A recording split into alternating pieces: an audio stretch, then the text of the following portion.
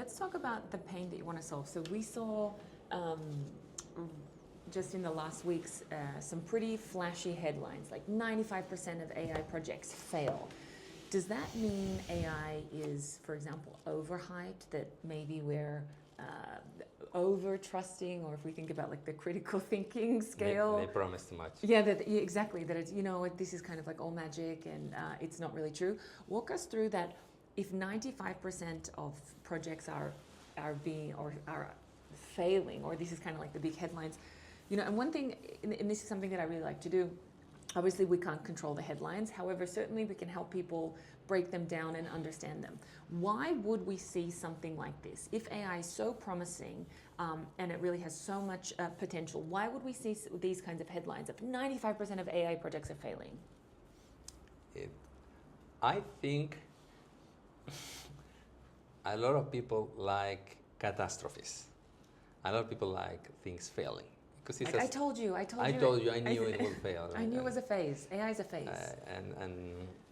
And editorials know it, and editorials, let's say, bank on our own emotions. So the title is very catchy. 95% of generative AI projects are failing. But then if you double click, just open the article or read the full report, you might see why, and the reasons are quite interesting. The report is quite interesting. I invite you to read it, but I will, let's say, comment in three things. One of them is how, because of how simple is generative AI right now at a personal level, you might have the... Maybe simple as in interacting is simple. The technology perhaps is not that simple, but... Absolutely. The interaction is, make it look very easy to ask what's the capital of Mexico City, right? And you get an answer right away in your pocket, right? Makes you think that it's the same level of easiness to implement it at scale at your company. But when you're using AI in a personal level, like with your chatbot, with your assistant, trying to implement it in your company, when you have to connect it with other systems, when you have other types of processes, when you have different number of users interacting with it, creating rules, if you're in that personal level, and if you have a mistake, it doesn't matter. But if you made a mistake with facing your clients, you might have another different impact. So coming back to the point is the perception of how easy it is to use your ChatGPT versus how easy it should be implemented at your company has a level of disconnection. Other level of disconnection happens when some companies, or these 95% of companies, are focusing on a flashy demo. They say, let's invest some resources, time, engineers, smart people, on creating a flashy demo for an event.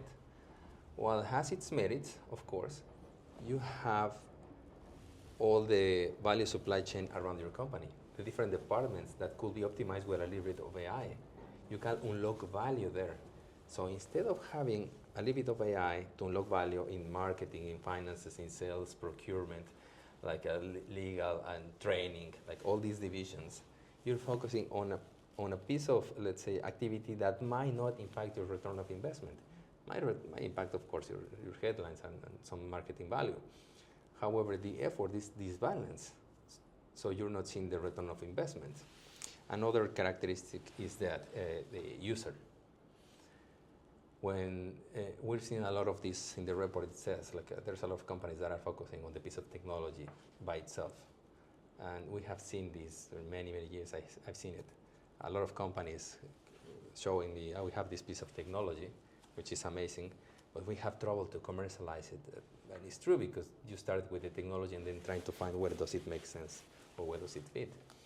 So this report has these flaws, but also tells you the analogy part.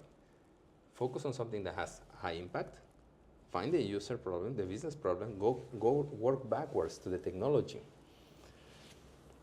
Find the workflow where it can optimize directly your operations, which is like the biggest gold mine for every company to optimize the full value supply chain. And analyze the result so you can continuously improve the results of your AI.